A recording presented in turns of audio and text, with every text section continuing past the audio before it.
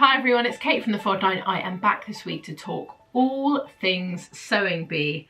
It was lingerie week this week, which is something that I always feel scared on their behalf for.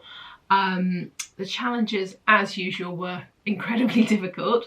So let's get going with the pattern. So the first challenge they had was making a sort of pyjama top with piping, add 5 buttons, kind of your classic pyjama top in a slinky fabric. Basically really difficult to try and do that within a time scale under pressure with a camera in your face. I thought they all did amazingly.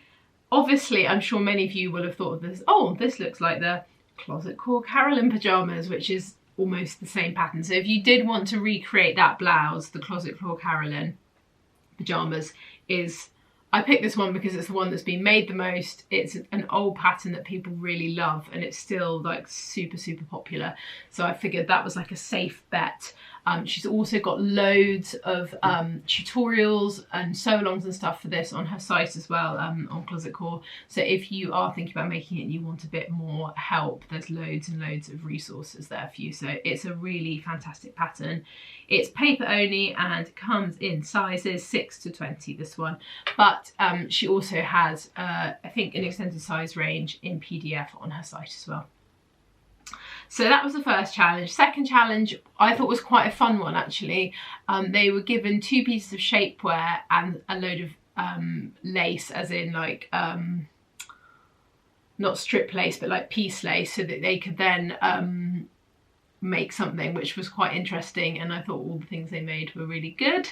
And then finally they were making a bustier dress, which is obviously, for everyone who watched it, a kind of the top of the dress has a kind of bust cups on it, so that it is, and tends to have boning in it, so it's very like kind of form-fitting, and more in terms of the construction, like tricky construction. So patterns. So first up we've got Alex.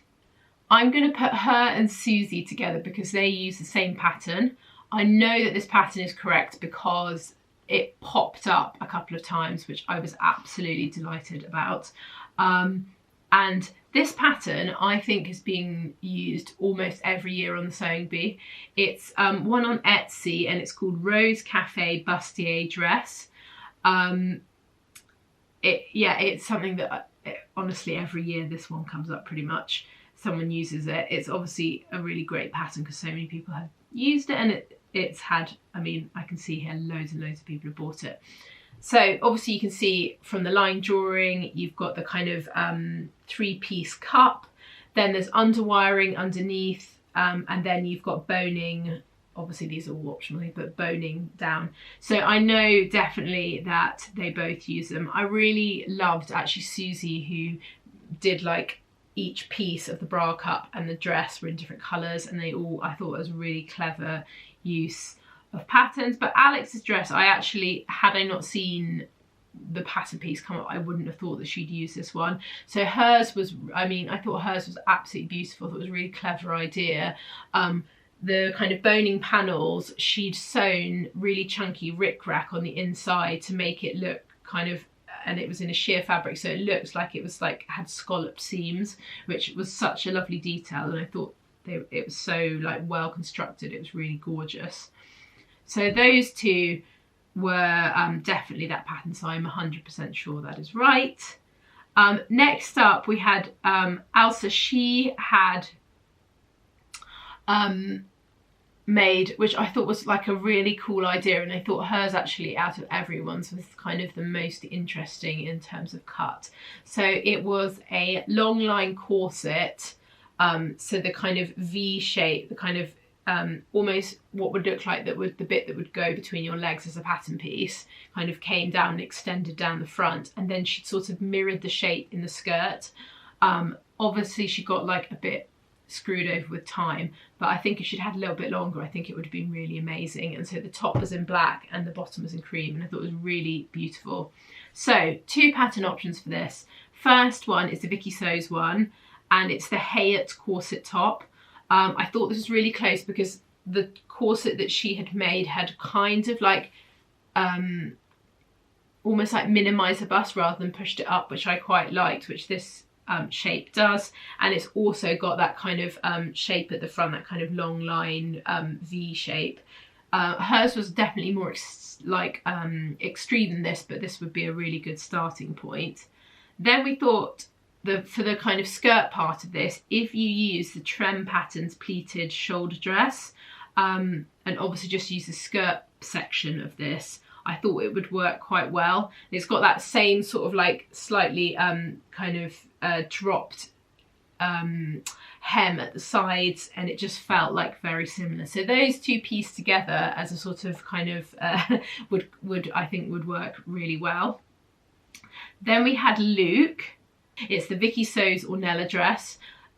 It's such, I mean, as soon as I saw a clip for next week and I saw the cups and I was like, oh yeah, it's the Vicky So's one. So I thought they did a really great job, because actually it's such a difficult pattern, and the pleating over the bust, and then yeah, it was, like when I saw that they were going to sew it, I felt quite stressed on their behalf, but they did a really good job. I mean, the time they were given, it was wild how little they had really.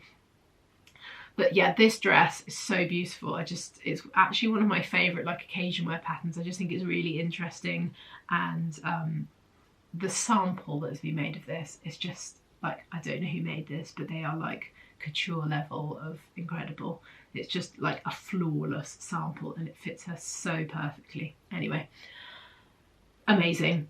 So then next up we had Marcus. Marcus was making a sort of emo style dress, corseted, and it had that kind of V at the front, and then it was kind of gathered into a skirt, and the kind of corset was in black and the skirt was in tartan.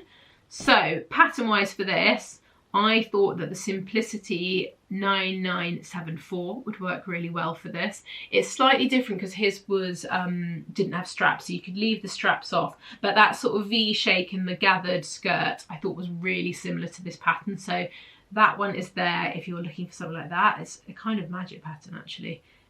It's really cool, and it's a Madeline one, a kind of collab with Simplicity. So then, is this my last one? Yes, last one, Pasha. Pasha, who won Garment of the Week. Hers was absolutely beautiful, really nicely constructed. It was kind of like a nude undercolour with black lace, and it was very chic and elegant. So Rachel found this, and we think it's from a pattern design. We don't have a site called Anna the Tailor, and it's called the Rachel dress pattern. We think it is definitely this one because of we were comparing line drawings and the bra cup mixed with the yeah, we thought it felt really similar to this. We could be wrong, but this was our guess for this one. It's actually a really, really lovely dress, and obviously she left the straps off for this. So that we could be right, we could be wrong. Yes, so that is it. I will say, if anyone's got any suggestions for the patterns, I am all ears, because we never know 100% if we got it right, apart from if I say I've seen the pattern name on the pieces. So yeah, but I think we definitely got 100% correct this week, which is, for us, quite good. I'd say a good run. Anyway, we'll be back next week with more stuff. I saw the challenges for next week, and let's just say it's going to be very tricky for the Hunter Outers, aka Rachel and I. But anyway, it'll be fun next week. So have a lovely week, and I'll see you soon. Bye.